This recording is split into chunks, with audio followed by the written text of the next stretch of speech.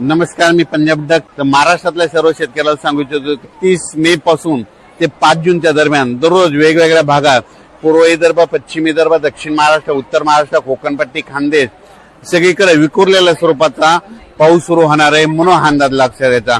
काही काही ठिकाणी जोराचा पाऊस पडणार आहे, त्या पावसामध्ये गारपिटीचं देखील प्रमाण असणार आहे म्हणून हे देखील अंदाज लक्षात घ्यायचा. आणि महाराष्ट्रातल्या सर्व शेतकऱ्याला सांगू इच्छितो की एक सर्वप्रथम आनंदाची बातमी, महाराष्ट्रामध्ये 7 जून पासून ते 12-13 जून पर्यंत महाराष्ट्रामध्ये चांगला मान्सूनचा पाऊस येणार आहे म्हणून हा अंदाज लक्षात घ्यायचा.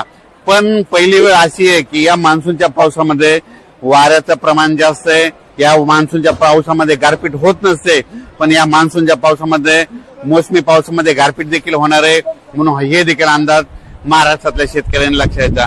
म्हणजे सांगायचं झालं तर 7 तारखेपासून तर 13-14 जून पर्यंत महाराष्ट्रामध्ये दररोज वेगवेगळ्या भागात मान्सून सक्रिय होणार आहे आणि महाराष्ट्रातल्या सर्व शेतकऱ्यांची पेरणी होणार आहे म्हणून हा अंदाज देखील लक्षात घ्यायचा. पण या मोसमी पावसामध्ये सगळ्यात महत्वाचं एक आहे की या मोसमी पावसामध्ये की या गारपीट कधी नसते, पण या मोसमी पावसामध्ये गारपीट पाहायला भेटणार आहे म्हणून हा अंदाज देखील सर्व शेतकऱ्यांनी लक्षात घ्यायचा.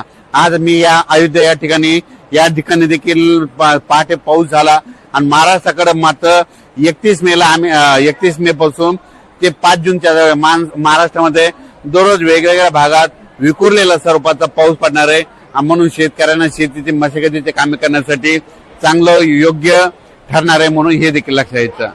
आता महाराष्ट्रामध्ये जे पाऊस येणार आहे ह्यामध्ये 31 मे ते 5 जूनच्या दरम्यान याच्यामध्ये मात्र वादळ खूप राहणार आहे, विजेचं प्रमाण जास्त राहणार आहे, काही ठिकाणी गारपीट देखील होणार आहे म्हणून हा अंदाज लक्षात घ्यायचा. हे पाऊस सर्वदूर नाही पडणार, पण भाग बदलत विखुरलेलं सर्वत्र पडणार आहे म्हणून 6 जून पासून ते 12-13 जूनच्या दरम्यान जे मोसमी पाऊस आहे त्याच्यामध्ये त्या पावसामध्ये देखील खूप वाऱ्याचं प्रमाण असणार आहे म्हणून हे देखील लक्षात घ्यायचं.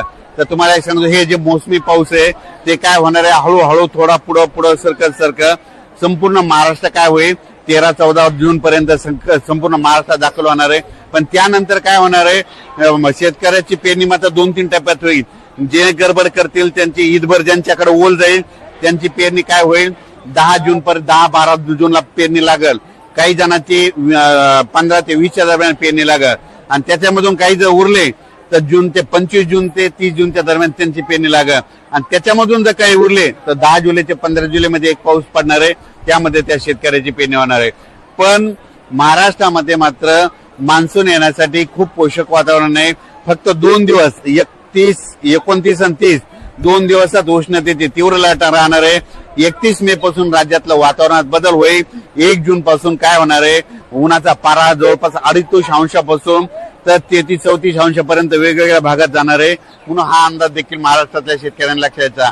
म्हणजे 1 जून लागल्याच्या नंतर राज्यातला जे 40 अंशाच्या वरचा पारा आहे ते संपूर्ण खाली येणार आहे म्हणून हे देखील अंदाज सर्व शेतकऱ्यांनी लक्षात घ्यायचा.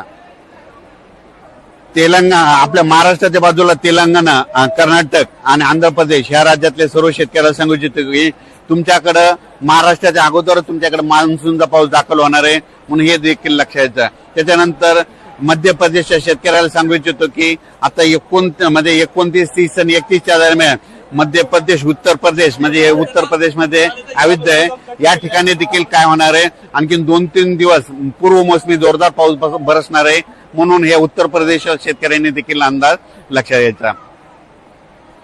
महाराष्ट्रातल्या एक सर्व शेतकऱ्याला सांगू इच्छितो की महाराष्ट्रामध्ये जे मोसमी पाऊस येणार आहे त्या मोसमी पावसामध्ये गारपीट कधीच नसते, पण काय झालं, हे वाढतं तापमान, ग्लोबल वॉर्मिंग, पृथ्वीचं तापमान वाढल्यामुळं या मोसमी पावसात देखील महाराष्ट्रातल्या शेतकऱ्याला मात्र गारपीट पाहायला भेटणार आहे म्हणून हा अंदाज लक्षात घ्यायचा.